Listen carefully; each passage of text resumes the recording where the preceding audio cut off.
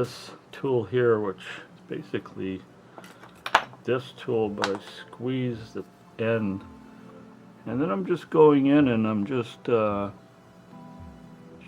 refining the detail, kind of, because you want every single fold, you want an actual dimension to it. You don't want a flat shape.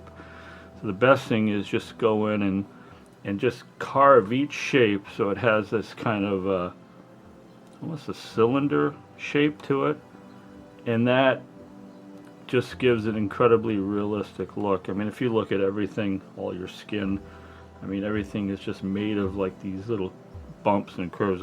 The biggest problem a lot of sculptors do is they sculpt everything flat. They don't think about the shape and the contour and of the folds and of the shapes, and that's very important. I mean, and one of the other things that's important is detail is the last thing you do.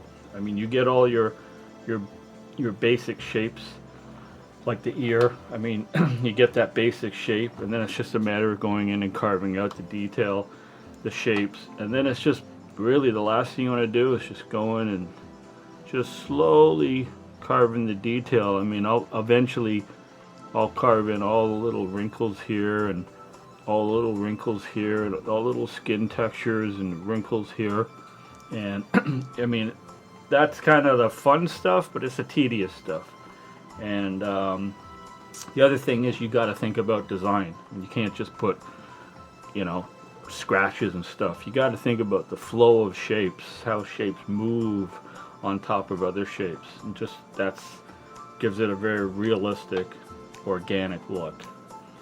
Anyway, so that's what I'll be doing, and then we'll come back and I should have a little bit more detail, and then later on we'll talk about how I'll make the teeth. You know, after I cast it, I'll probably sculpt the teeth, fit them inside, and create eyes and fit those inside. So there's a lot to do, but it's going to be fun. All right, great. One of the other things I like to do here is I like to use these. Ears are very difficult to do, and you can buy these from any, you know, kind of art supply sculpting house, but they're fantastic for just propping up when you're doing the ear. I mean, you know, I've sculpted lots of ears, but you know, it always helps just to kind of have that and look at it. I mean, it doesn't matter what kind of creature you're doing, there's going to be some realism that you want to base off of actual ears, either animal ears, human ears. I mean, obviously, if you're sculpting a creature or a fairy kind of creature, you're still going to use this basic design for sculpting, especially a human-ish ear, and then you can distort it any way you want. But these are just fantastic for reference when you're doing this, you know, doing ears. So what I will do is I will go in here and look at the reference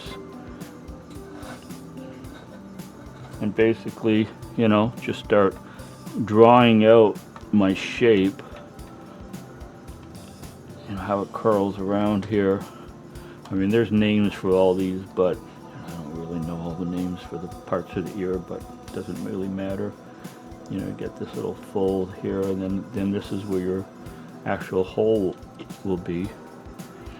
And then you're gonna look here. Obviously, you're gonna add some clay later, but I kind of just draw out your shape, and then obviously this curls.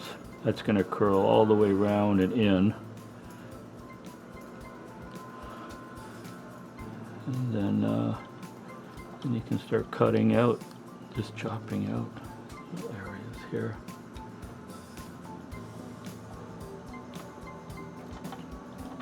But a lot of people have trouble doing ears. Ears is just, it's like hands, you know. It's like just for some reason. But there's a definite design to an ear that once you get a grasp of it, I mean, it just becomes pretty much intuitive. But you know, I'll be honest with you, I always refer to that this thing here, because it just I don't know, sometimes my mind just kind of forgets. But anyways, this is great. But you know,